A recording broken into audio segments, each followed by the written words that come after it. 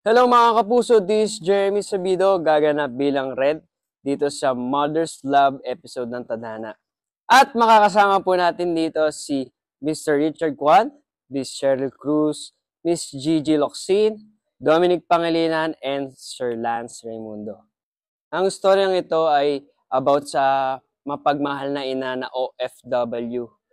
So, ang role ko dito ay magiging masamang impluwensya ako sa kanyang anak.